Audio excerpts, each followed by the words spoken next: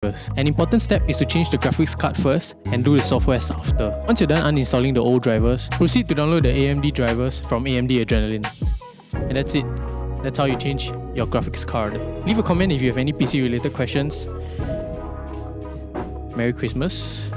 Have a nice day.